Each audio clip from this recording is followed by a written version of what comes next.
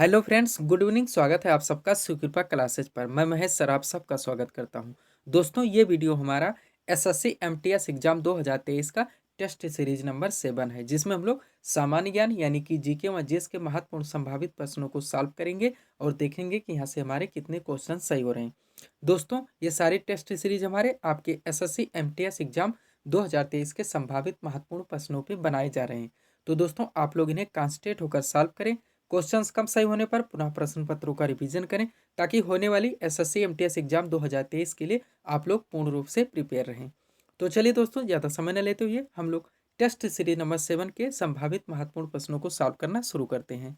दोस्तों, question number 1 है हमारा, भारतीय संविधान सभा की पहली बैठक कब हुई थी? तो इसका सही आंसर होगा, भारतीय संविधान सभा की पहली बैठक हुई थी 9 दिसंबर 1946 को, यानी कि विकल्प नंबर डी यहाँ पे हमारा करेक्ट आंसर होगा। दोस्तों, 9 दिसंबर 1946 को संविधान सभा की पहली बैठक हुई थी और इसी दिन सच्चिदानंद सिन्हा को संविधान सभा का अस्थायी अध्यक्ष चुना गया था। उसके बाद दोस्तों, जो दूसरी बैठक हुई थी यानी नेक्स्ट 11 दिसंबर 1946 को, उस दिन डॉक्टर राजेंद्र प्रसाद को संविधान सभा का अस्थायी अध्यक्ष चुना गया था। उसके बाद दोस्तों, पुनः बैठक 13 दिसंबर 1946 को हुई थी, जिस दिन पंडित जवाहरलाल नेहरू ने संविधान सभा में उद्देश्य प्रस्ताव पेश किया था और यह उद्देश्य प्रस्ताव 22 जुलाई 1947 को मान्य कर लिया गया था। और दोस्तों, संविधान सभा की जो अंतिम बैठक हुई थी वो हुई थी, यानी कि जिस दिन संविधान सभा को पास किया गया था, पारित किया गया था, वह डेट है दोस्तों 26 नवंबर 1949। इतना चीज़ यहाँ से आप लोग ध्यान रखेंगे। आगे चलेंगे क्वेश्चन नंबर 2 की ओर।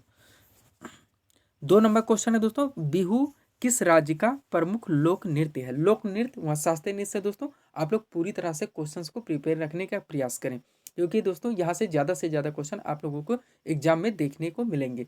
लोक नृत्य, शास्त्रीय नृत्य, चाहे उससे जुड़े लोकेशंस हो कि कौन सा लोक नृत्य या शास्त्रीय नृत्य किस राज्य का है, उनसे जुड़े व्यक्तियों के नाम कि कौन से व्यक्ति किस लोक नृत्य या शास्त्रीय नृत्य से संबंधित है, तथा कौन सा लोक नृत्य या शास्त्रीय नृत्य कौन से देवी या देवता से समर्पित है, इनसे संबंधित क्वेश्चन दोस्तों आप लोग पूरी तरह से प्रिपेयर रहें। चलिए दोस्तों, थोड़ा सा यहाँ पे हम लोग चर्चा भी कर लेंगे। सबसे पहले इसका आंसर करते हैं। बिहू किस राज्य का प्रमुख लोक नृत्य है? तो यह है दोस्तों असम राज्य का। अब ध्यान दीजिएगा दोस्तों, बिहू असम का हो गया। उसके बाद दोस्तों, कथक उत्तर भारत यानी उत्तर प्रदेश का हो गया। उसके बाद दोस्तों, गरबा व डांडिया गुजरात का हो गया। गिद्धा व भांगड़ा पंजाब का हो गया। उसके बाद दोस्तों, हम चलेंगे दक्षिण भारत की ओर, जिसमें दोस्तों यक्षगान कर्नाटक का हो गया, कुचिपुड़ी आंध्र प्रदेश का हो गया, भरतनाट्यम तमिलनाडु का हो गया। उसके बाद मोहिनीअट्टम, ओणम और कथकली, ये तीनों दोस्तों केरल के हैं। इतना आप ध्यान रखेंगे दोस्तों, तो यहाँ से आप लोगों की क्वेश्चंस मिस नहीं होंगे। आगे चलेंगे क्वेश्चन नंबर 3 की ओर। 3 नंबर क्वेश्चन है दोस्तों, समुद्री जल में सर्वाधिक मात्रा में कौन सा लवण पाया जाता है? तो कौन सा पाया जाता है? सोडियम क्लोराइड, यानी कि विकल्प नंबर बी यहाँ पे हमारा करेक्ट आंसर होगा। 4 नंबर क्वेश्चन देखेंगे हम लोग। क्वेश्चन है दोस्तों ज्योग्राफी से, पाक जल संधि किन दो देशों को अलग करती है? वेरी इंपॉर्टेंट क्वेश्चन दोस्तों, वनडे एग्जाम का फेवरेट क्वेश्चन है ये। पाक जल संधि किन दो देशों को अलग करती है? तो हमारा सही आंसर होगा भारत एवं श्रीलंका को, यानी कि विकल्प नंबर बी यहाँ पे हमारा करेक्ट आंसर होगा। 5 नंबर क्वेश्चन देखेंगे हम लोग। क्वेश्चन है दोस्तों, भूकंपीय तरंगों को किस यंत्र से मापा जाता है? तो इसका सही आंसर होगा सीस्मोग्राफ, यानी कि विकल्प नंबर सी यहाँ पे हमारा करेक्ट आंसर होगा। एक पैमाना भी है दोस्तों, आप लोग जानते होंगे, उसका नाम है रिक्टर स्केल, यानी भूकंपीय तरंगों को दोस्तों सीस्मोग्राफ नामक यंत्र से रिक्टर स्केल के पैमाने पे मापा जाता है। आगे चलेंगे हम लोग क्वेश्चन नंबर 6 की ओर। क्वेश्चन है दोस्तों, सरदार सरोवर परियोजना किस नदी पर बनाई गई है? तो इसका सही आंसर होगा नर्मदा नदी, यानी कि विकल्प नंबर ये यहाँ पे हमारा करेक्ट आंसर होगा।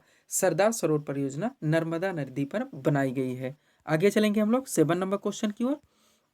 क्वेश्चन दोस्तों जैन धर्म से है।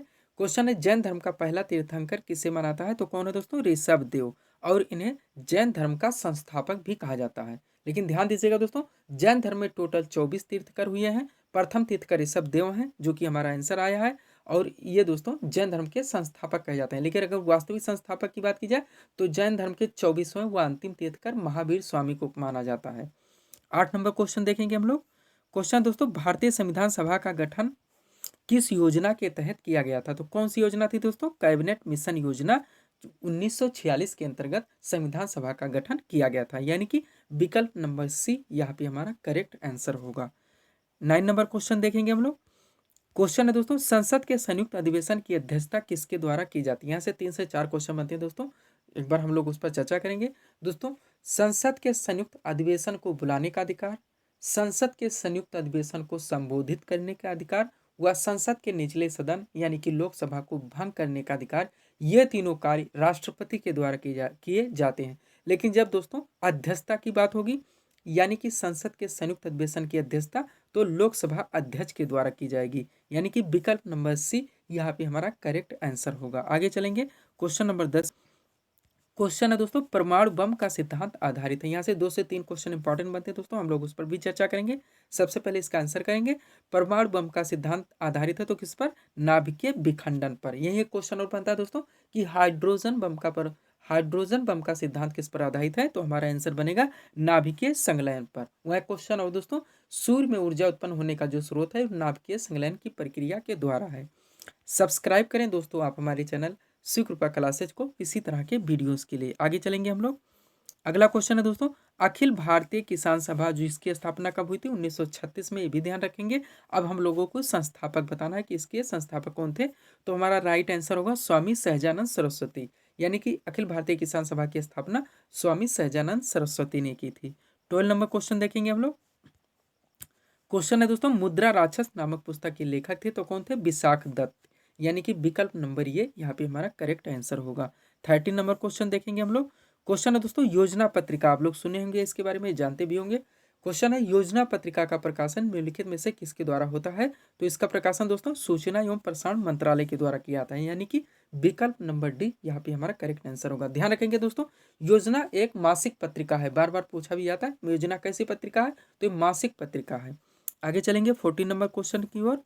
क्वेश्चन है दोस्तों, भारत में त्रिस्तरीय पंचायती राज प्रणाली, आप लोग जानते हैं ग्राम पंचायत, क्षेत्र पंचायत अथवा ब्लॉक व जिला पंचायत, ये तीन दोस्तों त्रिस्तरीय पंचायती राज प्रणाली जो हमारे यहाँ व्यवस्था की गई। और इसका दोस्तों प्रस्ताव किसने दिया था, ये पूछा जा रहा है, तो बलवंत राय मेहता की समिति ने दिया था, यानी कि विकल्प नंबर ये यहाँ पे हमारा करेक्ट आंसर होगा।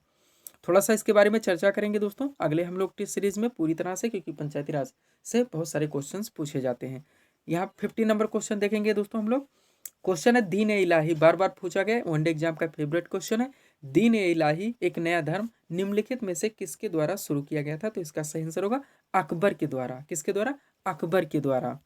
थोड़ा सा यहाँ पे एक स्टेटमेंट देखेंगे दोस्तों ताकि ये क्वेश्चन हमारा पूरी तरह से क्लियर हो सके।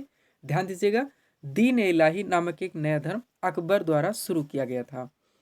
इसके प्रथम अनुयायी कौन थे, तो बीरबल थे। सभी धर्मों के सार संग्रह के रूप में अकबर द्वारा 1582 ईस्वी, भी ध्यान रखिएगा दोस्तों, 1582 में दीन इलाही की स्थापना की गई थी अकबर के द्वारा। अब हम लोग इस स्टेटमेंट को दोबारा पढ़ेंगे दोस्तों, सभी धर्मों के सार संग्रह के रूप में अकबर द्वारा 1582 ईस्वी में दीन इलाही का परिवर्तन किया गया। अबुल फजल इसका प्रधान पुरोहित था, ये भी आप लोग ध्यान रखेंगे। चलेंगे 16 नंबर क्वेश्चन की ओर।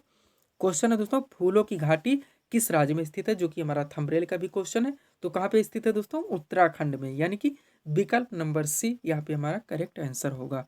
17 नंबर क्वेश्चन देखेंगे हम लोग।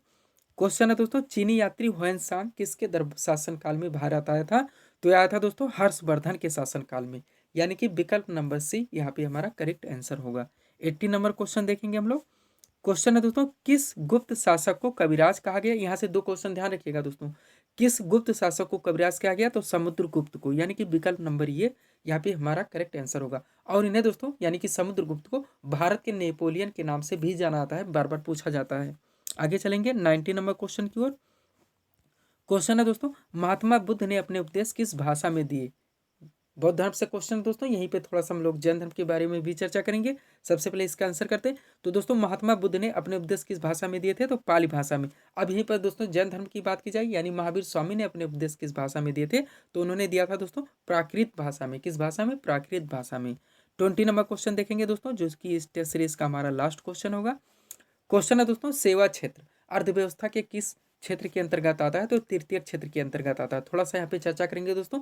अर्थव्यवस्था के 3 प्रमुख क्षेत्र आप लोग जानते हैं, प्राथमिक, द्वितीयक व तृतीयक। प्राथमिक में शामिल होते हैं दोस्तों कृषि, वानिकी, मत्स्यिकी, खनन व उत्खनन।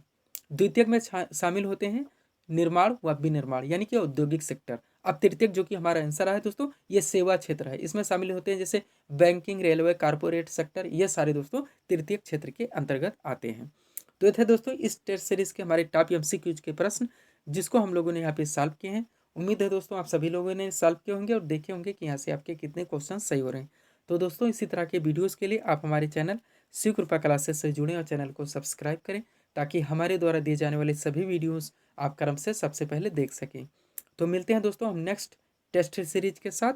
Thanks for watching.